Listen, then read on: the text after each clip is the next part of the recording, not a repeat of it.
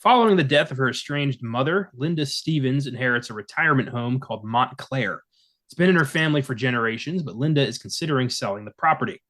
When she finds her mother's diary, weird things start happening once she starts reading it. Pretty soon, Linda becomes convinced that something is in the house, watching her, stalking her, in the 1982 psychological horror flick Next of Kin. I'm Connor Eyzaguirre, and No, I'm Kale Leger. this is Filmgazm.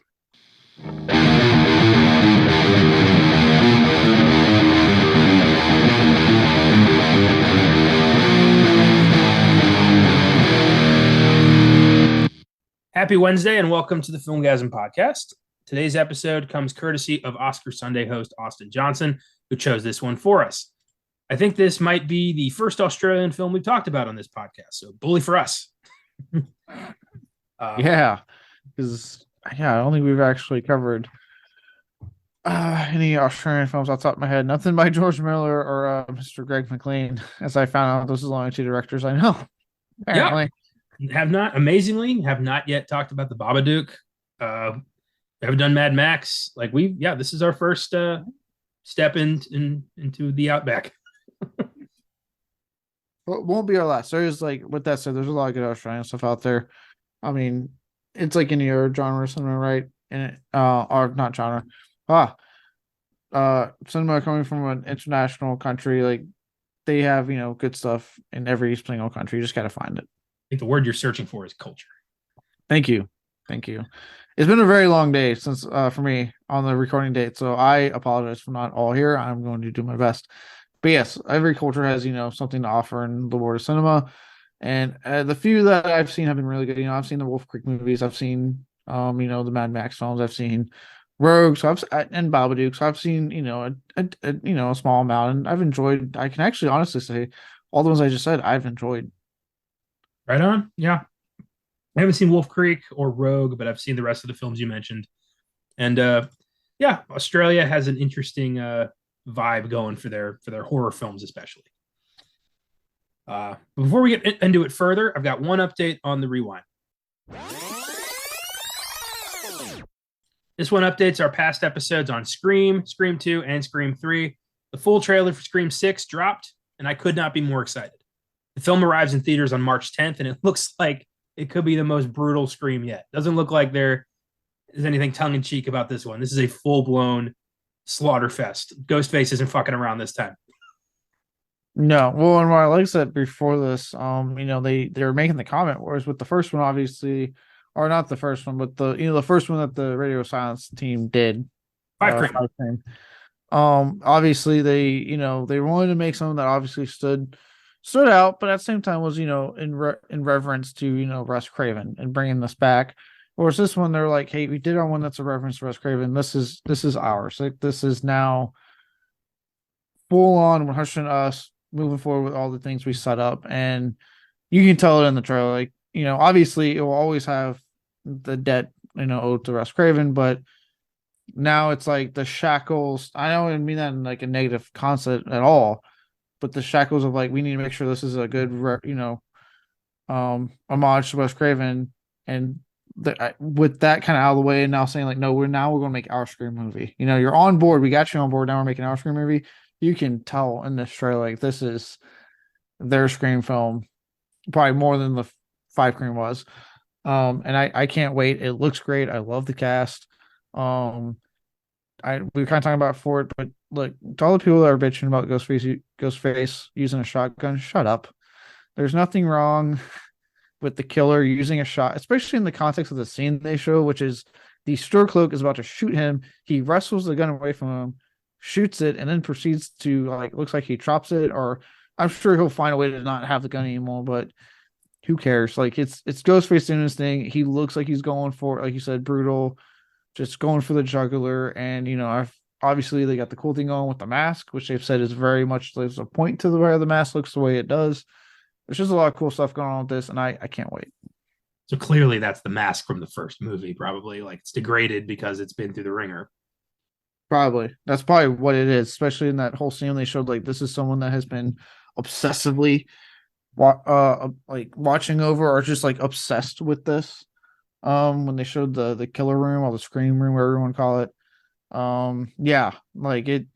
I'm very excited. Obviously, I know you text me about it also.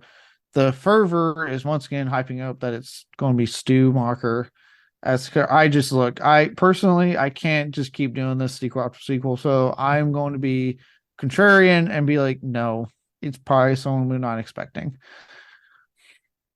Well, I'm sure it'll be great. I just think, considering what we learned about, I don't remember her name, but our new hero, our new heroine from Five Cream, Billy Loomis's Sam, daughter. Sam, I think. Sure, I don't. I saw Scream 5 once. I gotta watch it again. But this Billy Loomis's, legacy is attached to her. I'm sure they'll do something with Stu as well, like his brother or some shit. I don't know.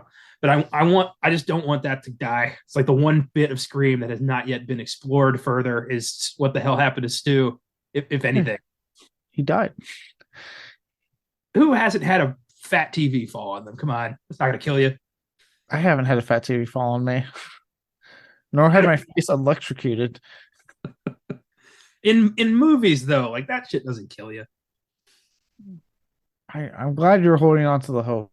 I can't keep doing this whatever you need, especially because they've already talked that like, they do have an intention for this to go into a Scream 7. Like this will be like their trilogy of Scream films that I'm like, I can't just keep doing this every single sequel. Like I don't get me wrong, if they can find a way to pull it off and make it all work, absolutely. And I'm not going to sit there and be like, roll my eyes if it were to be Steve, you know what I mean?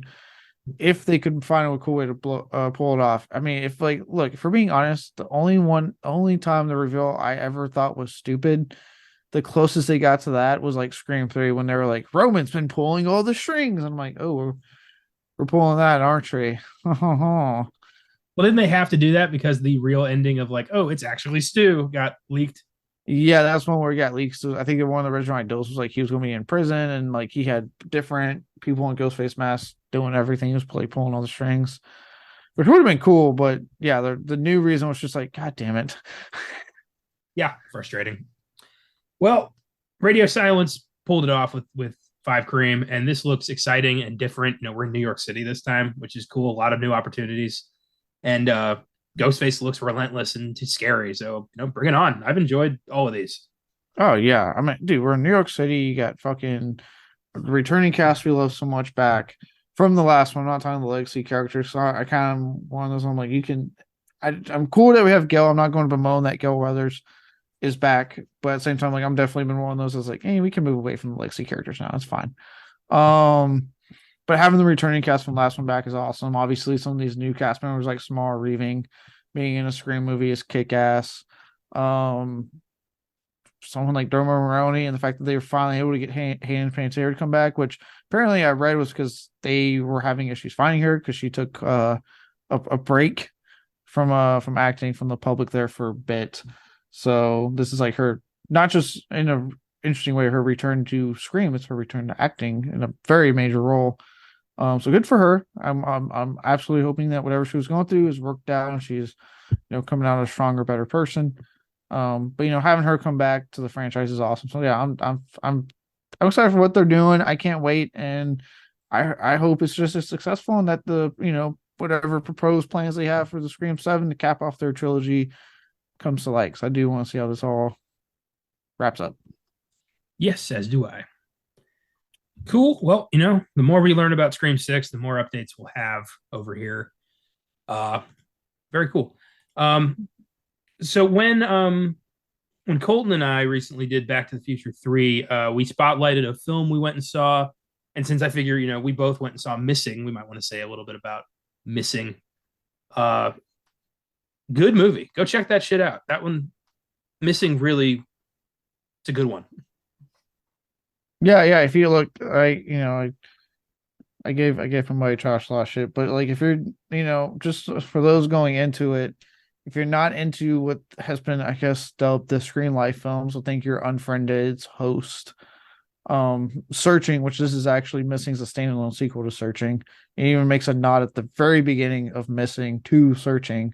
It was the Netflix show she was watching, and the Uncovering the Van that was actually a direct reference to Searching. Um, um, so what it all takes place on a computer screen. So if that bothers you, probably not your type of film. But if you don't mind it, I'm personally cool with it. I'm all about those films. I actually really enjoy them. Yeah, it's a really cool film. Like I said, Stanley Sequel Searching, which if you haven't seen it, definitely check it out. Searching's great. That they find a way to, like I said, it's twisty, it's turny. Storm Reed is fantastic in the lead. I'm definitely it looks like this will really be her year between that and her playing being in the Last of Us TV show as a pretty major character that video games fans will recognize. And obviously with the success of that show going on, like they just had an increase in viewership from episode 1 to episode 2. So good for her. She looks like she's gonna have a great year. Yeah, if you're looking for something different out there, well, not out there, but different, full of twists and turns, and generally makes you go, "What the fuck?" a lot. Check out Missing for sure. I really enjoyed it. Yeah, I I echo everything you just said. It was surprising, it was unpredictable, and it was good. It was really good. Yeah, well, since we don't have sneak preview anymore, whenever we all get to see something, might as well have a little impromptu brief chat. I definitely like it better than Sync Preview. Or there's sometimes I was like, I don't want to talk about this movie. I'm looking at you, Deathloop now. I know. The idea for that show was great on paper, but then once we actually had to do it, Jesus Christ, was that too much? It was too much. Yeah. So yeah, no, yeah, yeah, I like this much better. And hey, Missing again. Look, man, I'm saying it right now. Like 2022 was a strong year for horror in all aspects. 2023, man, January is off to a great start already between Missing and Megan on like the theatrical front. Like we are holy shit. Like please don't let this like just go down here because we are off to a strong start already. Yeah, it's all in M. Night Shyamalan's hands to carry the torch further into the year. And well, if I were a betting man, I'd sit this one out. But we'll see. Yeah. I got you know what? I got The Last of Us on Sundays until for like 7 more weeks. It's okay. Ah, M. Night, you were so promising. Yeah. But more on that next week.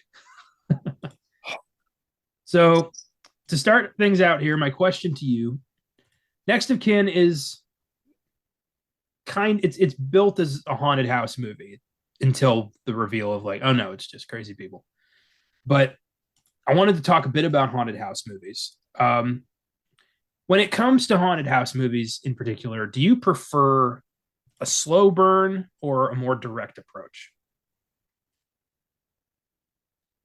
I'm gonna say direct approach because the thing with slow burn is that at that point it is so wholly reliant on how invested you are in the characters and the story being told. Um, so I'd say a more direct approach because I'm like, okay, like just let me like these people enough, and then let's get to the scares. You know what I mean? Let's get this thing going. And I'm not saying I need like fucking Insidious Conjuring level scares happening like every 5 fucking minutes here. Um, but I need something, right? Like I can't just be sitting here going after 30 minutes of nothing, sitting there going, man, I really like this family, but nothing's happened in like 30 minutes. Um, so I would say, yeah, I want a little bit more direct. Give me something, spooky and stuff to get me going. It can be something as subtle as like, the one that people go to, the changeling. There we go. With the ball that comes down the stairs. It's a subtle scare. It's not like a big old CGI ghost or something. It's just a subtle little like ball coming down the stairs. And because of the context of it and the scene we just watched, it's terrifying. So something as simple as that, right? To keep me kind of going, oh shit. You know what I mean? Because where I don't mind, and I have nothing against slow burn, and I do think there is something to be said about a good slow burn. Again, you have to be invested in what the hell is going on with the characters and the story. And if you're not, then by the time the scares do happen, I'm tapped out. Yeah, and that goes for any film. If we don't care about the characters, it ends there. Like we need to have some kind of emotional investment just to keep ourselves going here. And this film was, Quentin Tarantino famously referred to Next of Kin as like Australia's Shining, which is high praise, but also let's calm the fuck down there, Quentin. It's that's see, that's gonna give me very high expectations, and it did. And then other reviews calling it, comparing it to The Changeling and Rosemary's Baby and Halloween at one point. It's like, are you guys? Did you watch the movie, or are you just like throwing out? Are you just like dropping famous names at the club? Like, do you even know these people? That's what it feels like sometimes. The guy that says they know someone famous, they really don't.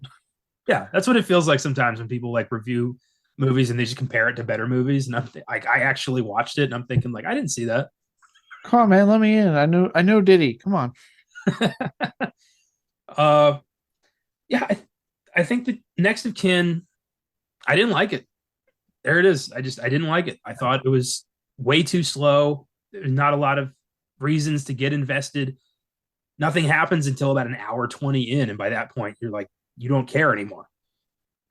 And that sucks. I wanted to like this. I really wanted to, but I just couldn't. I couldn't stay on board. I couldn't do it. Yeah. No, I mean, look, I liked it a bit more than you did. I think I basically give it like a 3-star review on Letterboxd. Well, I liked it, but I do see that point because even I'm like this movie's a little bit too slow for its own good. Um, and that's why I say like when you look at a good slow burn, right? Something like so a lot of the films they actually just mentioned like Halloween or fucking what was it? God damn it, got compared to Shining. Jesus, it's been a very long day for me. I'm so sorry. The Shining, these other films, Rosemary's Baby, right? Those are slow burn films, but also like they have things happening that and you're investing in the characters, you're investing in the story being told. That you let that slow burn, you're fine with it. Because at the same time, like go ahead and play devil's advocate. If you do too much of the other side of like being direct and like let's have stuff happen constantly, you have kind of what to me happens in a lot more of modern films, which is so much stuff happens, you're fucking tuned out because you're like, there's too much. I don't care. Like there's too much noise, too much shit going on. I don't care. So you gotta find. I mean, ultimately, you gotta find that perfect balance, that perfect medium, with it. Yeah, horror flicks are all about the sweet spot. You don't have enough, people aren't gonna people are gonna fall asleep. You have too much, people are gonna complain. So you got to find middle ground. I think Rosemary's Baby might be the most effective slow burn horror film ever made because it's entirely about what might be happening. Like you're not even Okay. sure this is really going on. You just you're watching it through Rosemary's eyes. It's unfolding at the same time it's unfolding for her, and you're just thinking, what the fuck's happening here? Like you don't see anything apart from the dream sequence and then the ending when it's revealed that he has his father's eyes and all that shit. But you care enough about Rosemary and her situation to be invested. You want to find out what the hell is going on. I didn't feel that with Linda. I was like, I didn't even know what the hell she was looking for. I'm not gonna lie. This is my second time watching. Because the first time I watched this was, and this is a shout out to one of my favorite things I enjoy watching every year. But when I first discovered this, it was on Shudder. But it was The Last Drive-In with Joe Bob Briggs when season 4 was airing.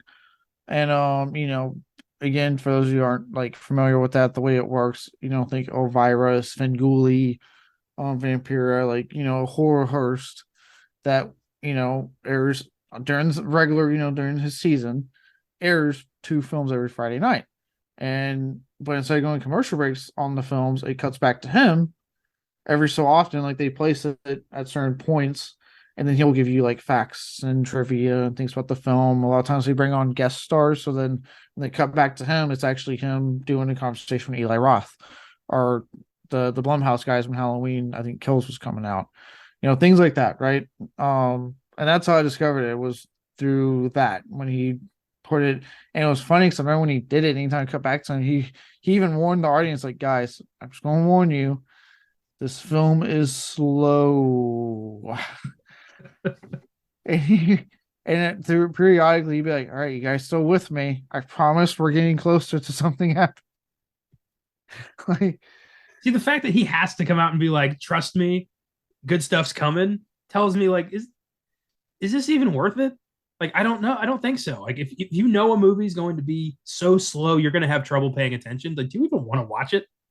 Oh, dude, the Twitter discourse, because that's another thing with the driving rights. Like you can, if you follow like the hashtag Mutant Fam, all that stuff, you can discuss what you're watching on Twitter, and it's a big community thing, right? Yeah. And yeah, dude, it was just full of people being like, "My God, this movie is so slow."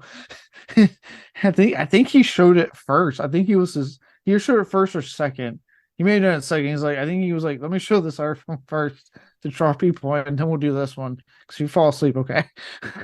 Yeah, this movie's kind of a trap. It's like, you know, I got this really cool psychological haunted house movie. Just trust me on this. Trust me, please. Trust me. And you show it, and now the other person's stuck there. Yeah, I get that. Yeah. Um, so yeah, no, it was fine. That was my first time watching it. I was like, okay, this isn't bad, but it's definitely like a little too slow for its own good. Yeah. Um, and it definitely in that case, I would say my first viewing was better because I had the enjoyment of going back to Joe Bob and his banter, and obviously with Darcy the Mel going their kind of thing going on to liven it up, every so often throughout the film. Whereas watching this time, I was like, yeah, this film is a slow burn. Like not the worst. Like I have seen ones where almost nothing fucking happens. I like at all. Not even like this one, at least with the last 10 minutes. But Yeah. yeah, But at that point, once something actually started happening, I didn't even know what was happening because I was like, who is this? Like, what's the investment here? Like, who's that guy? Her son? Like, oh, that's the aunt? Like, who's this kid with the shotgun? Like, I just couldn't, I had no frame of reference because I was like so checked out. I didn't know. yeah, and then I do think they should have done something because they keep mentioning like how could you have left and it's been left to you and you just left and didn't say anything. I was like those elements here for something like to really dig into, like may especially because it looks like this is a small community to dig into, like maybe is she crazy like her mom, you know what I mean, blah blah. And the film doesn't really get too deep into those things um Well, at all. in my research, I learned the original idea for the film involved like a cult of like kill crazy Australians who were like running this community, and it was going to be kind of a black comedy. But I guess they either couldn't afford that or rewrites happened, and we got left with this. So I don't know, but That sounded really good though. right, yeah, basically this was almost Hot Fuzz. Yeah, like I said, I can get why someone, why people would like this. It definitely put in that camp of films to me, like Man and Hereditary, like that. As much as I hate saying that quote unquote elevated horror, you know what I mean? Because it's definitely going a much different route than what you think it's going. But I also, I real quick, I think it's time to retire elevated horror and just call these films what they are. horror. Slow as fuck. Just because it's not hack and slash constantly does not make it a brilliant masterpiece of a horror film. No. And actually it's I see it looks like we're getting past that. And I think again 2022, A24 even finally decided to like break the shackles with things like Pearl and X and a lot and bodies and stuff they were coming out with. It was like, oh hey, look, even they're finally trying to break the damn shackles. Like the most A24 film that came out and horrorized was Men, and it was probably one of their worst like performing one. So it's almost like people went, yeah, no, H1, we don't want that anymore. Stop it. Like, Well, like you said, horror comes in waves, and I think the time of quote unquote elevated horror is finally over, and I'm so happy. yes, the slashers are in full swing, dude. I mean, Scream, Evil Dead Rise. For those who don't, I mean, it's not. Don't get too excited, but there's decent enough reports that Cunningham is interested very much in developing a Friday 13th reboot because of the announcement of the Crystal Lake show. So like we're looking good on the more fun horror that I like being on the rise. Jason's finally coming back to Crystal Lake. Hopefully, we will see. As long as Cunningham doesn't have a bug up his ass again, this should happen quite smoothly. It should. He's in a good mood because he's also for sure developing a house reboot.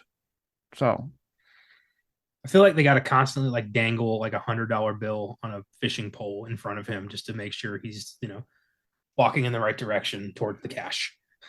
they have to like hide anything Friday 13th for later. Like if he sees Jason's mask, like no, hide it, hide it. Oh my God, keep him the fuck away from hockey games. You don't want that. You don't want that on your conscience. Uh, but yeah, next of kin, just underwhelming for me, and gonna be actually kind of hard to squeeze an hour's worth of content out of this. So we're gonna do our best, but no promises. uh, Next of kin was directed and co-written by Tony Williams. It's the only horror film he ever made, and he only directed 4 other movies, all dramas. Not a surprise there. No. You know what's funny? If you type in next of kin on Wikipedia and you click on the wrong movie, it takes you to a Patrick Swayze drama. Yep. Which overshadowed this one in the States big time. Well, I mean, again, look, I heard the episode where you guys were quite shocked at the power that was Ghost. And look, all I have to say is this: you don't underestimate the power of the Swayze. All right. The man was box office gold. I will not dispute that. He was a god amongst men. All right, He and I was. stand by that. Yeah. I've only Wolverines for life. Go on. I've only seen Point Break and The Outsiders. That's all I've seen of Swayze's work. So I got to work on that. Oh, that's fine. I got Roadhouse. It's waiting for when you get here. The film was made largely to capitalize on a boom in Australian horror that occurred in the 80s, or the 70s and 80s, which came to be known as Ozploitation. The 2008 documentary Not Quite Hollywood, the wild untold story of Ozploitation, discusses the rise of the Australian new wave in great detail, and apparently that's where the phrase Ozploitation started being more popularly used after that doc. The most popular films to come out of this movement are probably the first 3 Mad Max films by George Miller, Mad Max, The Road Warrior, and Beyond Thunderdome, kind of the go-to Ozploitation films. In this doc, Oscar-winning filmmaker Quentin Tarantino, one of the biggest champions of Ozploitation over the years, sings the praises of Next of Kin, which shined a bigger light on the film, helped it finally get a global re-release by film distributor Second Sight. You can get it right now on secondsight.com for £13, roughly $16 US. It's also streaming on Shudder, which is where I watched it. I really wanted to watch this documentary, but it's not streaming anywhere for free right now. But it is available if you want to rent it. I would like to see this eventually. Yeah, I'd be down to watch that just because I'm all about like, especially as I've gotten older, like documentaries that shed lights on different things I may not be aware of. It's easier. I'm admittedly easier to do that than trying to devote the limited time I get sometimes to like read a book on it, which I know it sucks. I'm a big advocate of reading, but sometimes it's just easier to watch the documentary. But I'd be down to watch that because like I'm sure like I know I named a couple I've seen. I am sure there's shit I am forgetting, as is always tradition, that I've seen or I've heard of that I want to see. So and like I said, like it. I know we've talked about I know we've talked about foreign films all the time on here and Oscar Sunday. I don't think we've touched on it as much on Mailbags. I actually now I think I don't think I've dwelled into putting a bad foreign film on that show yet. Not off the top of my head, I don't think I have. It's coming. No country's safe on me on the bad.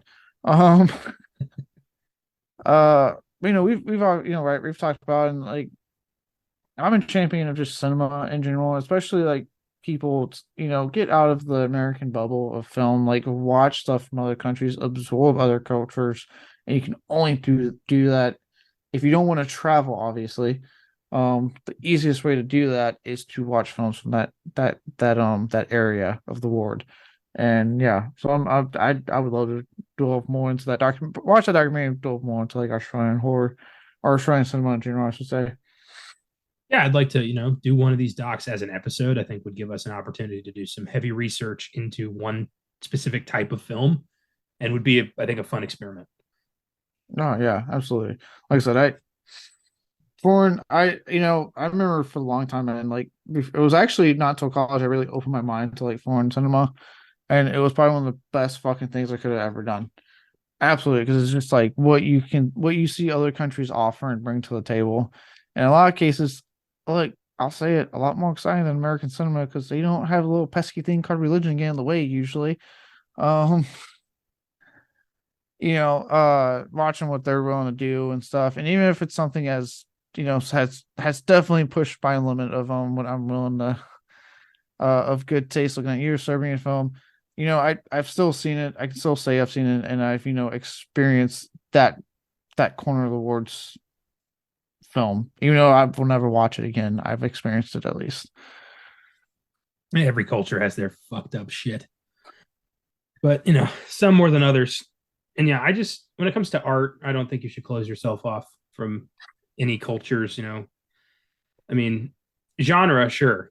We've shit on rom coms enough over here, but that's all about taste in terms of like culture. Explore it all. Try everything. Yeah, don't let subtitles fucking sway you. It's okay to read a movie, guys. Do you know that when Mad Max was released in the States, Mel Gibson's voice was dubbed over because American distributors didn't think anyone in the United States would understand Mel Gibson's thick Australian brogue, even though he's speaking fucking English in that movie. Yep, we talked about forward Italian cinema. Well, they even though obviously they dubbed the Italians, but they would even dub the American fucking actors they hired to speak English. For Christ's sakes. Overdubbing is so I hate it so much. It's just let us hear the movie as it was intended. I like when I tried to watch Train to Busan on Prime Video, I ended up getting a dubbed copy. So like the beginning when the guy's in the car and he's like, "What's going on here?" He's like, "What is taking so long?" Like, I need to get past here. It's so painfully obvious and stupid. I was like, this is gonna ruin the whole fucking movie. So I turned it off and hunted down the original version, which frankly, which I thankfully was on Shutter. But I was like, if you're watching the movie that way, you're gonna fucking hate this. Yeah. And actually, Shutter also shout out has the sequel to Train to Busan on there. Sequels. There was two. There was the animated one and then a very recent one called Peninsula. So if you want to, you can actually watch all of them on Shutter. No, yeah, so generally like regular ass like dubbing like that, I can't fucking stand because it's like that. It's always so awful. The only time I've ever been able to stand dubbing is actually Italian cinema because that's just a part of its charm. Yeah. In that case, and what they're going for. But most of the times I'm like you, like I know, like at The Raid, all my all time favorite fucking martial arts films. Um, I'll do it if it's a large group of people, like because I just don't want to play that game with anyone. But if I have a choice, I'm going to fucking do the subs because I'm not dealing with that fucking dub. If it's my party and you came to watch, we're watching it the right way. If you don't like reading, you can go. Subs or I leave. Yeah. So yeah, no, for me, it's like I'm not going to enjoy this if I have to listen to bad white actors say dialogue meant for competent foreign actors. Yeah, especially when they're like it's like country specific shit they're saying. You're like, oh, this is painful to hear you say. Oh, it is weird how the Italians are able to get away with a lot of stupid shit I would not excuse from any other culture's films, but with the Italians, it's like, okay, why not? Yeah, they just knew how to do it. Or like like zombie, right? Like it's very clearly dubbed. Yet that's a part of its charm. It makes no goddamn sense, but it just works for the film. I think what helps with them a lot is that they go out of the way to try to make their films as American as possible. So it's just like, all right, I guess I'll go along with this. Why? What was? I think it was. It might have been Zombie. One of Fulci's films like went out of their way to tell me that it was in New York, but like I can see it. It's not New York. Like I'm not stupid. Not talking about the New York Ripper, are you? It might have been that one. One of them. I don't. It was like the beginning of the film's like, isn't it great living here in New York City? Like, come on, Oh yeah, stop it. there's a good chance that one was zombie. It starts out there and then goes to the island. Yep. Ridiculous, but they're trying, everyone wants to be Hollywood, Mm. but I just I want them to be themselves, be the best Italian zombie film. Don't try to be the next Dawn of the Dead. You're not going to do it. No, but at the same time, like I said, it is funny to me that like that 70s, 80s era of just Italian cinema, it's like it should not work, but it works wonderfully, and it's doing everything that any other anytime we do it for another country, it's awful, but for them it works amazing. Yeah. And critics have compared Next of Kin to Italian giallos. Like they were, there's this vibe there. They also compared it to Roman Polanski's horror output, Kubrick's vision of The Shining, American slashers. Like if you believe all of them, this movie is like an amalgamation of every style of horror film that's out there. Because everyone's like, look at this. Isn't it like this? Isn't it like that? It's like this. No, it's like this. And everyone can't be right. Yeah, and because it's not, and that's not even like me taking a dig at me. It's just not like no, it's not like Italian giallo because one, there's more involved mystery. I'll say it. There's a more involved mystery that I'm invested in, and there's way better gore, and a lot more of it. And no, it's not like the American slashers because they were focused less on story and more on how do we get from point kill to point kill two to point kill three. And yeah, sure, some boobs here and there. Like they were, which this film is not clearly interested in. Roman Polanski is probably the closest I can see it to. The closest. Yeah. Yeah, but Polanski, like in his, in the like in his like Rosemary's Baby, Tenet, Repulsion, yeah, phase of his career, the closest, yeah. I agree. But this movie's mostly just, what I forgot. Wolf Creek guy. What's his name again? Oh, Greg McLean. No, the actor. Oh, I'm sorry, John Turturro. Yeah, him. It's mostly him popping up every like 10 minutes and being like, hello. Like just to his girl, like every 10 minutes, like, oh, it's a monster. No, no, it's Jared. It's every time it's like, oh, here it is, the monster. Nope, it's him again. It's so funny too, because as someone who has seen both the Wolf Creek movies, I've not seen the TV show. I've been meaning to, but I missed my chance when I was on Shudder, and it's kind of a bitch to find outside of when Shudder had it. It's funny because I watched that and he is a fucking evil son of a bitch in both Wolf Creek films. So seeing him in that, and then he's like this like just lovely little bloke that just really wants to impress the score he's into. I'm just waiting for him to just do a fucking laugh and talk about how he's going to gut them like a pig and shit. Because that's the John Gerard I was introduced to when I sat through both Wolf Creek films. Yeah, this was my intro to him, and for most of the movie, I thought he was Mark Harmon because he looks so much like Mark Harmon in the 80s. Oh, dude, wait till you watch the Wolf Creek movies and you're like, holy shit, this is not the same guy. Like, he's great. He is chewing scenery as the villain in both those films. Yeah, those are some modern horror classics that I need to get off my list. It's time. I highly recommend. I enjoyed both of them very much.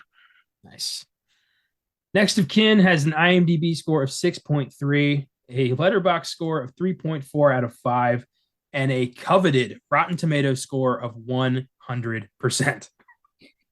Of course, that's from 7 reviews, so take it with a grain of salt.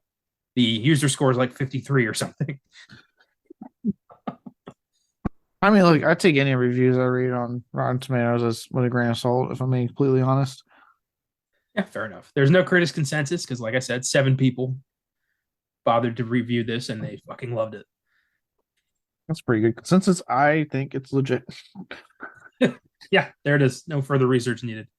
We have found the greatest horror film of all time, and it was made in Australia. Look, Tarantino said it's the best thing Usher ever came out with, apparently. So, like, that's the only validation it needs. That's apparently what most people thought. They're like, oh, QT said it was great. So what more needs to be said? Exactly. And don't think this is a shot at like good old QT. I know I think people know my stance on his most recent film, With that, I do still really like Quentin Tarantino's films. I do. I just don't need his seal of approval Well, for a movie. yeah, he's not, the ambassador of cult cinema. He's just not. He can like what he likes, but I think it's weird that like just his endorsement led to this film getting another life on Blu-ray and like getting a whole new like audience wave just because he was like, hey, it's pretty cool.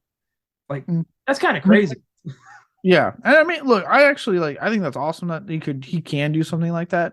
Like he has that power to be like, hey, this film's really good, and it gives a film that probably would have stayed obscure and disappear. Because at the same time, I'm all about film history. We've talked about film. I'm all about film history and preserving what we can. Yeah. So like the fact that even if we may not be into it, like, obviously this was Austin's pick. He's very much into it. He has the ability to get the second sight Blu-ray. Right. He doesn't have to try to hunt this fucking movie down like a lot of people were trying to do for years, and all because Tarantino was like, "Hey, I like this," and fucking Second Sight went, "Oh my god, we can roll with that, guys!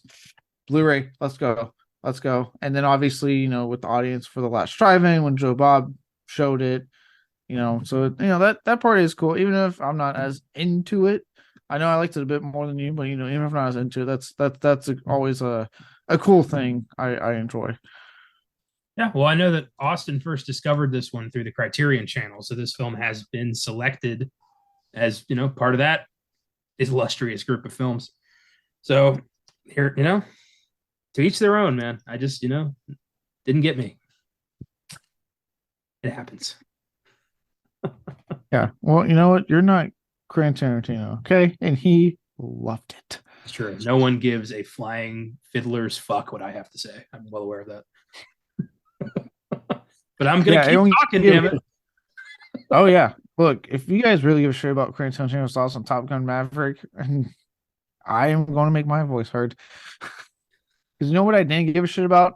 Quentin Tarantino's thoughts on Top Gun Maverick. And also, guess what? I disagree with him. He loved it. I thought it was okay. So, take that for what you will. Yeah. You're not going to burst into flames because you disagreed with the Holy One. What if like he just like burst through my fucking door? He's like, "What the hell did you just say about Top Gun Maverick?" Say that again. I dare you. I double dare you, motherfucker. Just that would be awesome. I'd be very careful about what I said. Right. Well, at least then I could be like, look, Tarantino's only one thing I want to say to you, and Death Proof is your worst film. And fucking tell me I'm wrong, Tarantino, because you've stated it too. I can see you using like your last moments to just take a stand. I can see that big time. So Next of Kin grossed about $228,000.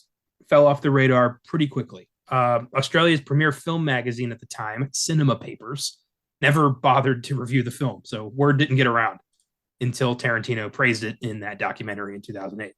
At the time, they were like, we got better things to watch, and they just didn't watch this movie, so nobody heard about it. It's amazing how everyone just went, okay, and the movie's out, and we're moving on. Like, it got a bit of another life outside of Australia, but in Australia, it was like came and went, move on to the next one, and Road Warrior, let's watch that. That's pretty much what happened. And we got Road Warrior, and we're good. Yeah, and then we got Thunderdome, and I don't understand people who love Thunderdome. Like, how do you love Thunderdome? We get 2 minutes of Thunderdome, and then it turns into fucking Lord of the Flies. It's okay to admit that the only part of Thunderdome that works, ladies and gentlemen, is everything before the children. Yes, 100%. AKA like the first 20 minutes of the film. After that film falls apart hard. And also, it's okay to say that because guess what? We still got the Road Warrior, which is great. We got the first Mad Max, which is good. I do like Road Warrior better, obviously. And then we have the most recent one that was badass as fuck. Furry word. So it's okay to admit Thurendome's not that great. Mad Max is not a flawless film series, is what I'm saying. I'm sorry, it's not in that camp of flawless film series. There's so many people who want it to be. They convince themselves like, oh no, it's fine. It's fine. I loved Hook. It's fine. No. And also it was a fucking PG-13 Mad Max. Like we got kids. I'm pretty sure it was. Or is it? Where's my anthology set? No, okay. Let's prove this shit, ladies and gentlemen. 'Cause I have the anthology set with all of them. Oh, would you look at that? Wow. So we have the first two that are rated R, and then because we want to appeal to the masses, Beyond Thunderdome is PG-13. So, that's another strike against it. 2 men enter, 1 man leaves. Hmm. Or in that case, both men leave because it's fucking terrible. Yeah. Oh, yeah. Look, it even comes with the poster for it. Oh, Really nice. for you and me to look at because no one sees it, but yeah, Yeah, I wouldn't hang that up. I haven't. This set came with all of them, so it was like a little poster card for each movie. See, the other three I'd hang up, but Thunderdome I'd be like, let's tuck this away. Uh, so usually around this time we discuss the film, but frankly, what the hell are we going to talk about? You know what I do want to talk about? I made make a note about it. And knowing what we know about Australia and how every fucking animal there wants to eat you and or desecrate your body. We don't know what they do with your body other than eat you. Would you swim in that godforsaken water that we see them briefly swim in? No, not at all. But then again, if you grow up around that kind of wildlife, maybe you're a little less afraid of it. I don't care if you've grown up. An alligator is an alligator. It doesn't care how long you've lived in the fucking area. It's going to eat you. I'd be more afraid of the crocodiles because I'm pretty sure there's no gators in Australia. You make a good point. Crocodile, sorry. It's not alligator Dundee, is it? It will be in my world. But no. Steve Irwin, the crocodile hunter. I was laughing when the lady was like putting laundry up and there's this like spider the size of her fucking hand and she just like just bats it away. Like, I can't imagine just being like desensitized to that kind of shit. Right? Like spiders, like fucking snakes there. The fact that they're like, hey, water that probably has a crocodile in it. Fuck it. Let's swim in it. No. Stay out. Oh. So I took no notes until the end when stuff happens, which I'm glad something eventually did happen. Sometimes you get nothing, Saint Maud. Austin, I just want to point this out. Austin, I'm glad you like this film a lot. And while I don't like it as much, nor do I hate it as much as Connor, I'm fairly more in the middle. I'm glad you enjoy this. Sorry you're listening to us, especially Connor. Also, Connor, remember that. Destroy this movie. Austin, it would not be fair to you if I didn't go as far as I'd have to go. It wouldn't be fair. So I'm doing this for you, if anything. That's what I'm convincing myself of. Before we get to then, what about fucking stepping into a bathtub with a dead body in it? That was done kind of weird. Like just light foot on the head of a person of an actor. Like nobody puts their foot in a bathtub that lightly. You don't just lightly step into your bathtub? No, well, first off, I take showers. What do? You just fucking barrel in there like the fucking Kool-Aid man? It's just, oh yeah. Every time, without a doubt. I have to replace my shower curtain every day because I rip it off the damn ring just leaping into my fucking bathtub. I like the idea of you just calmly setting the shower to the temperature you want it. All of a sudden you back up and just fucking run into it. I wasn't quite clear, like what. So the deaths were trying to mimic what was in the journal to drive Linda crazy. I believe so. Because Linda's mom had Rita committed because Linda's mom was the crazy one, and Rita was like, "Hey, I think you're crazy." Mom was like, "Well, fuck you. I'm committing you." No, I think Rita was legitimately crazy. And Linda's mom was trying to get her out. Oh, okay. All right. Okay. And then she killed Linda's mom in retaliation. Okay. There it is. And Rita has been trying to drive Linda crazy because more revenge. Yes. Okay. All right. Sure. I feel like there's an easier way to write that, but okay. Sure. You could just have more action happen in your film so that gets conveyed more clearly. Yeah. Instead of her trying to bone Mick Taylor, who that time referring to John Travolta. Hello. That's all he did the whole movie. Just like, hello. Just pop in, optimistic. Like, what are we doing? I don't know. Do you want to hang out and possibly bone later? Sorry, I won't carve your face off. That's way down the line. You want to have a woman you don't care for drive us to a party you kind of don't already want to go to? And then just get to the car. Oh, crikey. I see we don't have room in the car. Like, no shit. Did you guys were you unprepared for her to get in the car? I see this is the kind of riveting storytelling that you can only get in Australia. No American film would have the balls to have a scene where a guy has a mutual friend the girl doesn't really like, drive them to a party, but then there's not enough room in the car, so the girl just doesn't go to the party.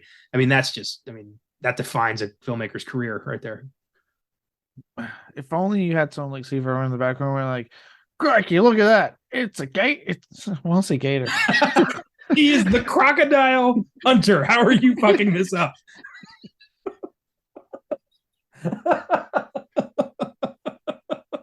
So there's a will, there's a way. Oh, Crikey, look at that there crocodile. I'm gonna go piss it off.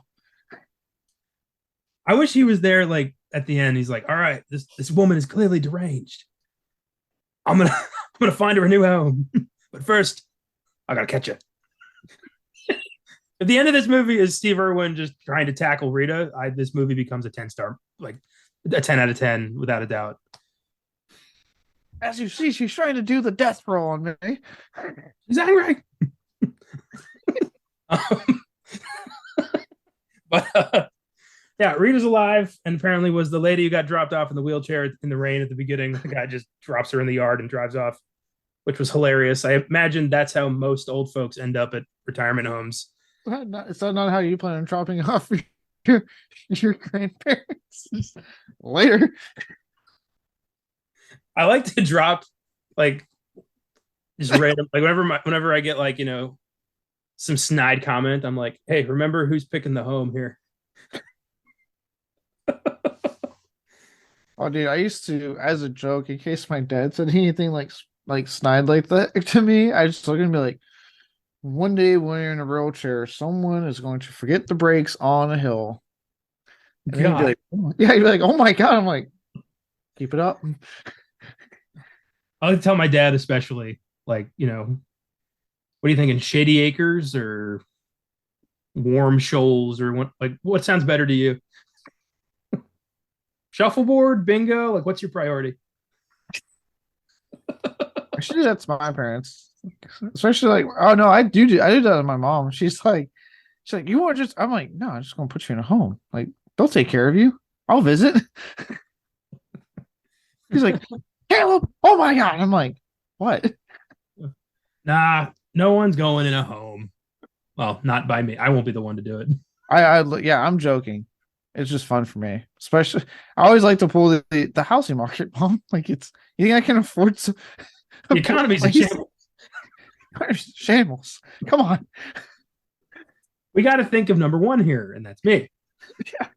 Everything I've done for you, and I appreciate it.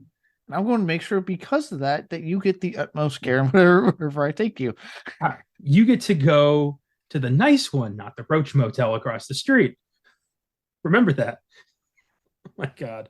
Right? They feed you with this one. They don't have someone like Ben Stiller from fucking Happy Gilmore threatening the old ladies. You will go to sleep, or I will put you to sleep. Oh God, great stuff. Ooh. But I do love that I know it's a ruse. It's like, oh, it's not really an old lady, but this guy just drops her off in the rain in a wheelchair and then takes off. Yeah, right. Like, look, not even in the building, just out in the yard. Yeah, and all joking aside, if you're coming to the point where you have to put your folks or grandparents or whatever in an old folks home. Don't just drop them off in the rain outside. Like, take them inside to the lobby and get them checked in. It's a whole process, people. You got to fill out paperwork. It's not like you're just dropping your friend who just OD'd on an 8 ball. You're not just dropping him in front of the hospital and then taking off. It's not that. I mean, you shouldn't do that either, but I mean, it's not that. Yeah. So that's the lady who turns out to be Rita, and yeah, doesn't go too well. She kills fucking everybody, like Yeah, the whole damn house. she killed like all the, which I'm like, why kill all the old people? That's a little mean. Like they had nothing to do with your plot. And her kid shows up and is like this crazy, like reject from Hans Gruber's Death Squad, who just starts, trying to attack Linda. He looks just like all the blonde Germans from Die Hard, right? I'm not crazy. Am I like he could be, fucking Fritz or something. He was a rejected member, and this is his this is why he's psycho. He blew his audition for Die Hard, and it drove him insane. Oh, yeah. How does he die again? No, he gets blown up at the convenience store. Oh yeah, the car. I forgot about that. Okay. Yeah. So she gets the rod to the eye, which was actually kind of cool. I'll give them credit on that one. That was hilarious. He's like, "What are you doing? What are you doing?" in the keyhole, and then just bop. She was like, that was hilarious. She just kills over like fuck, and Linda takes off. That is not how she pictured her revenge ending. I guarantee it. That's perfect. I would love that sound effect. Bam. That's what went through my head. I heard that. Peekaboo, I see you. No, you don't.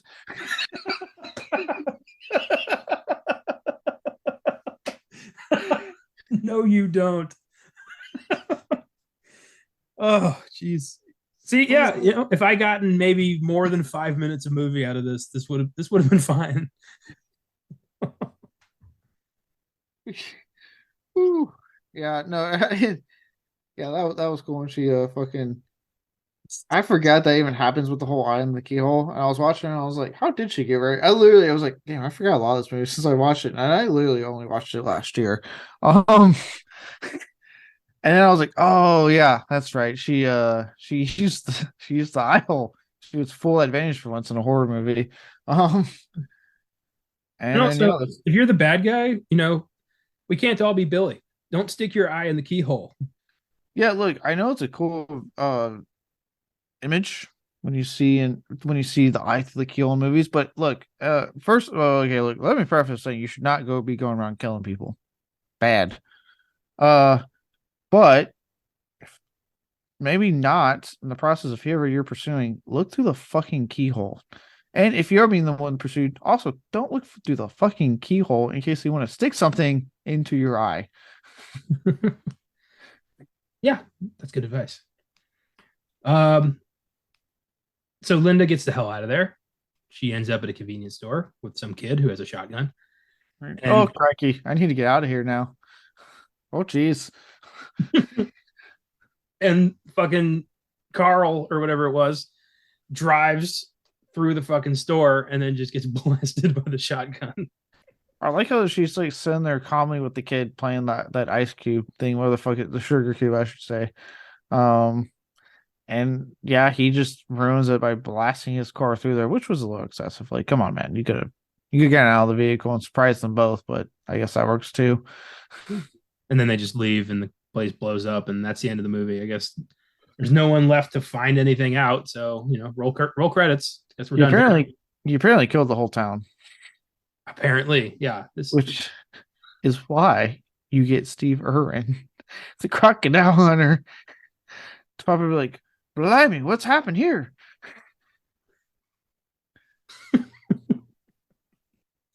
I wish that while the show was on, there was like a haunted house episode where he like took on a ghost.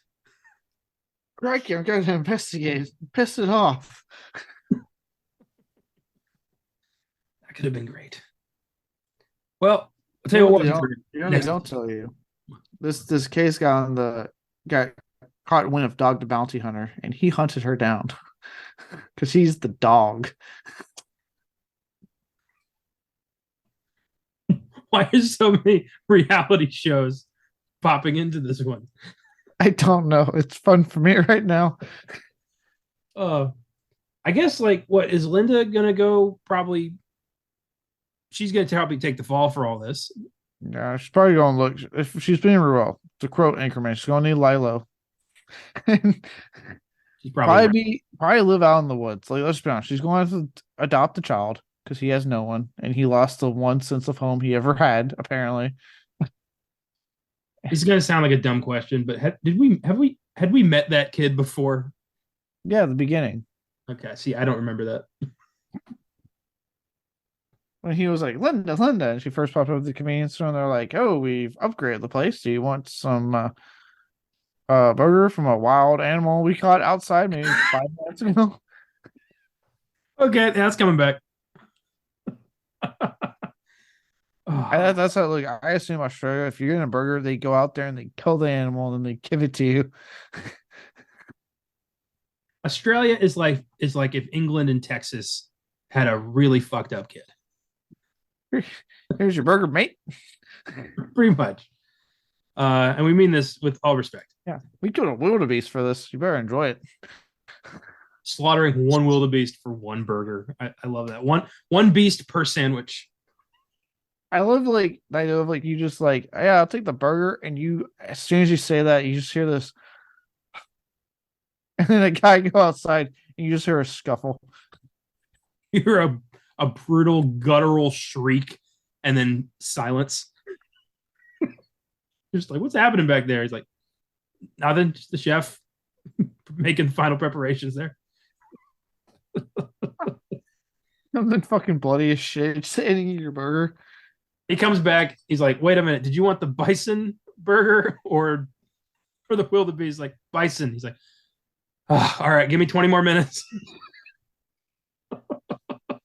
He comes in back with like 1,000 yard stare for your burger.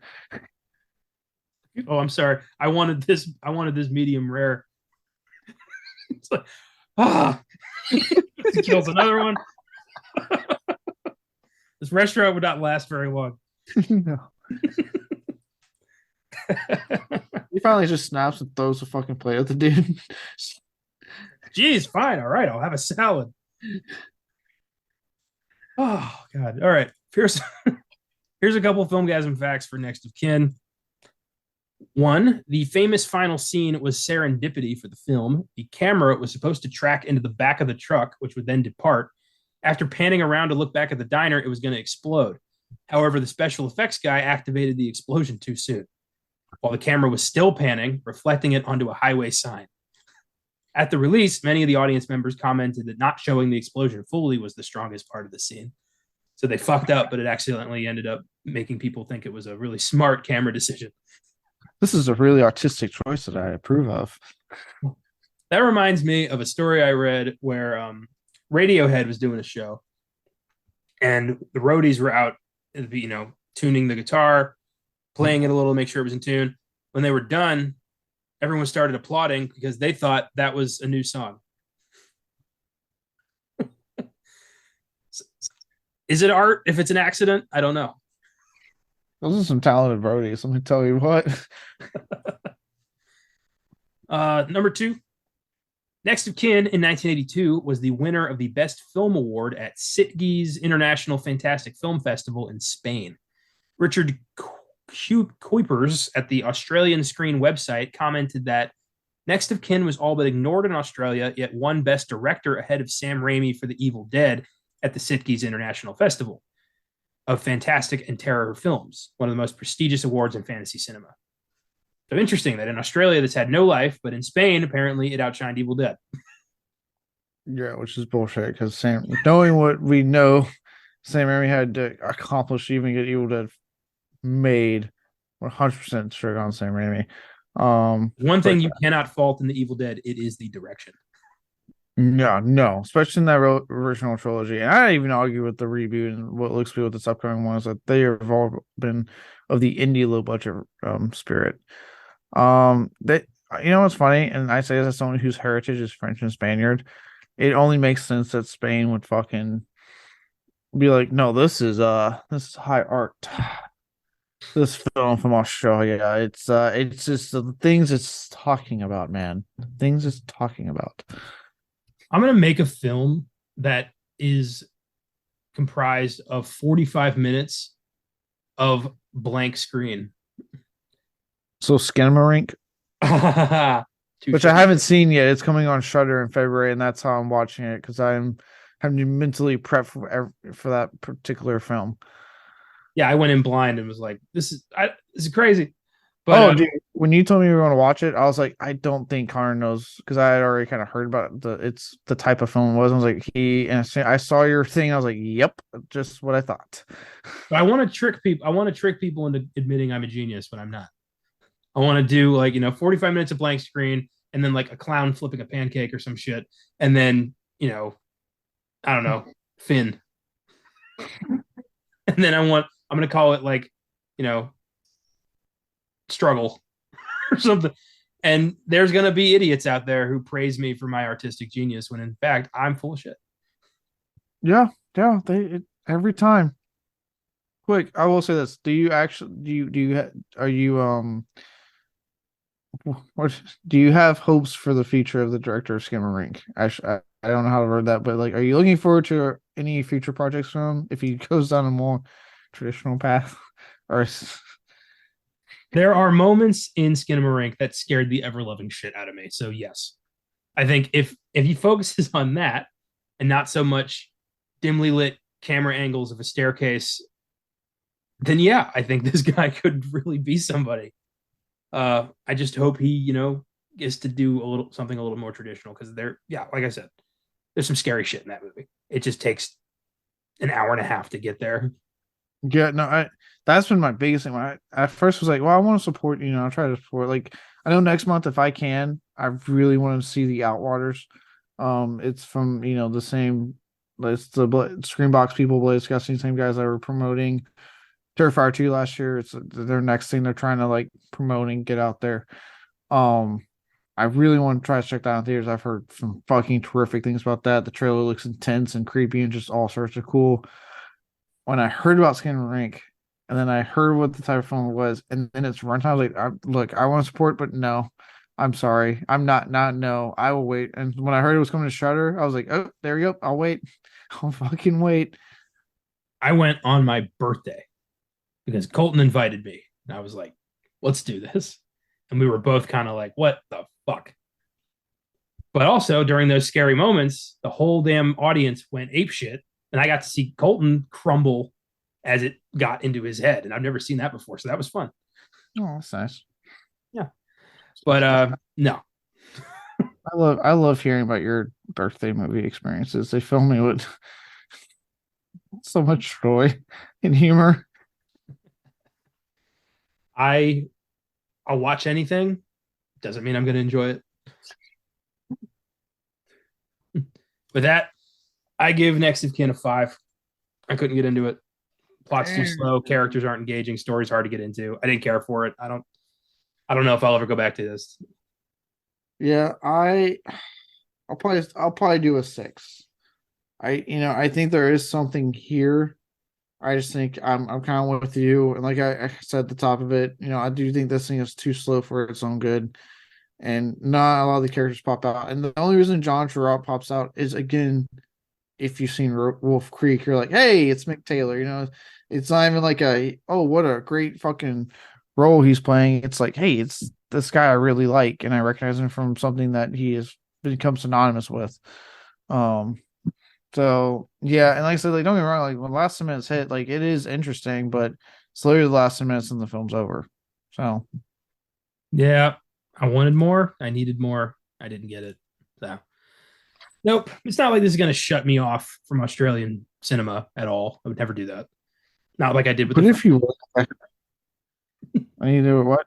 Not like I did with the French. But yeah, well, thanks for listening, everyone. I know this was not probably the episode. Many of if you guys like this movie, you probably this might be your last episode, and that's okay. We had fun, even though the movie was kind of shit. We had fun.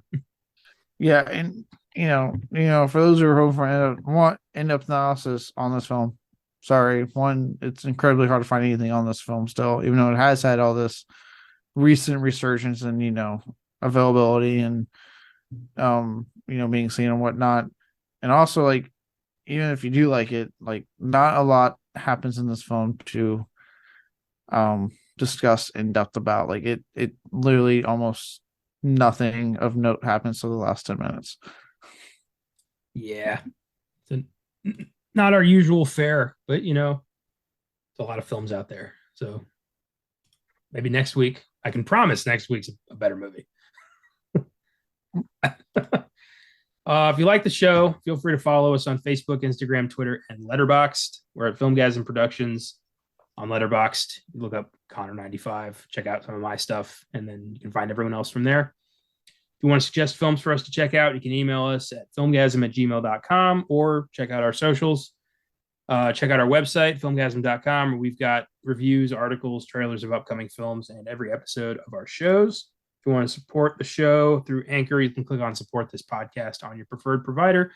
We appreciate it. Next week, we're going back to the M. Night Shyamalan well in honor of the release of his new film, Knock at the Cabin, which hits theaters on February 3rd. Here's hoping this doesn't suck. I don't pull fucking old on me, Shyamalan. Like, this trailer looks good. Like, let it actually be good. Yeah. When a family experiences bizarre symbols in their crops, they begin to realize that their farm has been targeted by an invading extraterrestrial force as one of their many landing sites across the world. Can the Hess family rediscover their faith in time to save themselves from the hostile aliens? Next week, we find out with 2002's Signs. In my opinion, one of the most unnerving and eerie horror flicks ever made. This thing fucked me up as a kid, and I'm excited to dig into it proper. Yeah, I should be a good episode. I don't want to take away your love for this film. If anyone's listening, I kind of fall into the camp that the twist kind of undoes it for me. But before that, yes, there's a lot of very unnerving, very well done scenes. For me, up to that twist, it was a really good film. Obviously, I know just talk about the famous birthday tape sequence with Joaquin Phoenix. Oh, hey, what a through line there, Joaquin Phoenix, huh? Intense. I mean, beyond that, if you didn't listen to last week's episode, that's fine. But yeah, I should be a fun episode. I know how much you like this film, even if I'm not as keen on it, so should be fun. Well, Signs, my affinity for it stems mostly from my experience as a 7-year-old getting absolutely terrified by this movie, and it's stuck in my head ever since. So I can't fault it because it's one of the few films that scared the absolute shit out of me. So that's a special spot. Totally get that. Don't miss the 2010 mockumentary I'm Still Here on Fridays Beyond the Bad, and a Best Picture showdown centered around 2014's Birdman on Oscar Sunday. Until then, if you inherit a mysterious nursing home, sell that shit immediately and just stay away from an obviously sinister situation. See y'all next week.